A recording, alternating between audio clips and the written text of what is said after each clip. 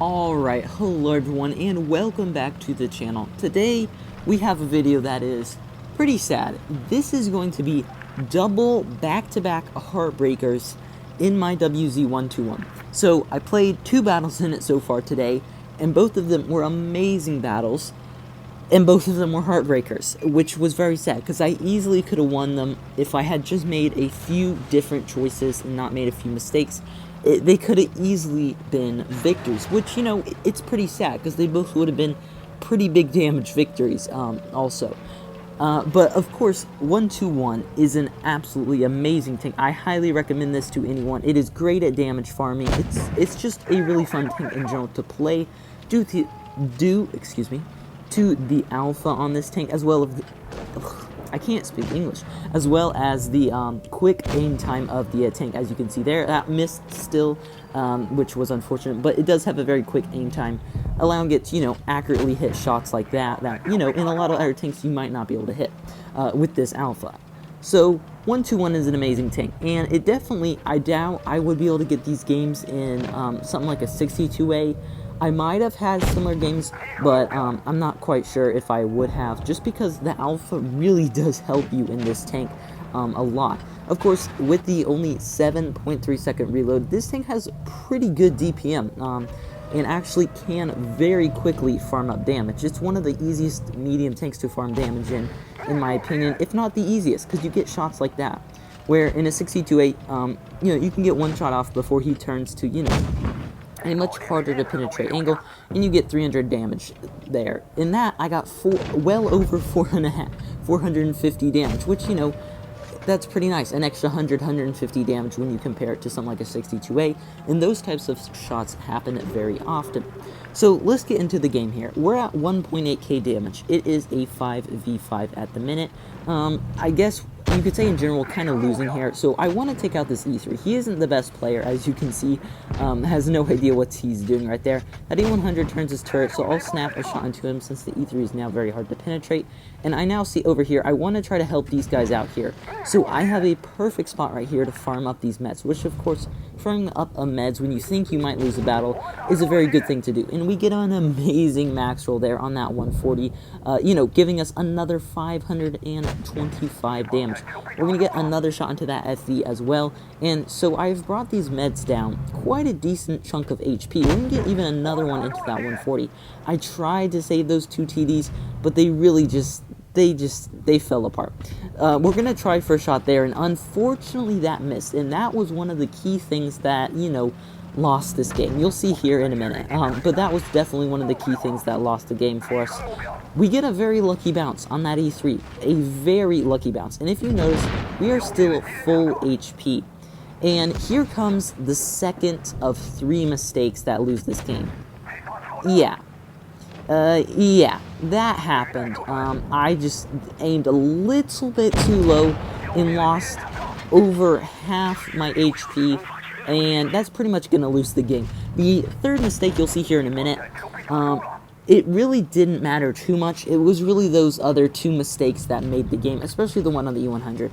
If I had stayed full HP, I would have probably won this game. I am now up against a 1-shot FV4202 and a 2-shot object 140. If I was still almost full HP, which I would have been because I only been shot by the FV4202, I would have easily won. And then that bounces somehow on the 140. I thought I might be able to still win, but we're shot over the E100's carcass and we're taken out, sadly. And we could have so easily won that game too. If we hadn't have gotten that mistake on that E100, I would have had so much more HP and the ability to get, you know, like almost 6.5k game out right there. Very sad heartbreaker. It was a fun game to do though. I did enjoy playing the game, and honestly, at those points when you get that nice damage, you really don't care if you lose too much, in my opinion. I mean, you still want to win, and you could have gotten more damage, but it's still a very nice game that you did pull out. Alright, moving into the second game here. Of course, it is in the 1-2-1, and I played a few battles in between these 2 battles here, actually, just in some other tanks, and then I was like, I'll go back to my 1-2-1. And we had, yes, another Heartbreaker. You'll see this Heartbreaker, and I don't know what's with my 1-2-1 today. Apparently, I just get amazing games, but can't win them. So, yeah. So we get a nice shot early onto that what am I saying? That VK 72.021. And we do, get spotted up by the rear, so I was like, alright, Neds are coming. And I'm going to get a nice snapshot onto that Sheridan, who fortunately shoots the 183 and not me, which allows me to stay full HP right off the bat of the battle, which is always a nice thing. And this VK, yeah, he isn't the best of players. He is going to allow us to, farm up a decent amount of damage on him later in the battle, and even right now. But yeah, he's not the best of players. So we've already gotten 3 shots out, giving us up to 1200 damage at the minute. This E4 is going to, not yet, we're going to get a nice bounce from that VK right there. Again, like I say, not the best of players, so we'll get another shot into him. And then we will as well get another shot into this T110 E4, bringing us all the way up to almost 2k damage, just about a minute and a half into the game. And that's what I'm talking about. In the 1-2-1, it really does farm up that damage very quickly. I mean, barely anything, and we have almost 2k damage, which, that's pretty nice. Whenever you can farm up well above the average tier 10 players, damage in, a minute and a half of the game. So, a lot of our team just died there, and that was when I was like, oh boy.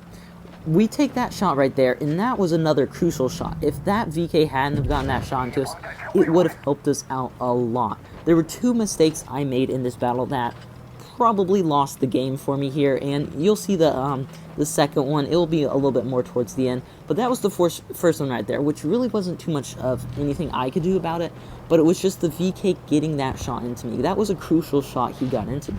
And now here's what I'm talking about, the VK not being the brightest of players. I have no idea what he shot at right there. He shot his gun, if you couldn't tell. No clue what he was shooting at.